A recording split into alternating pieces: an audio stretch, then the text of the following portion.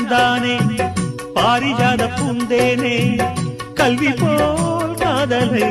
கற்றுத்தர வந்தேனே கற்றுக்கொடு கண்ணாலே கன்னிமயில் உன்னாலே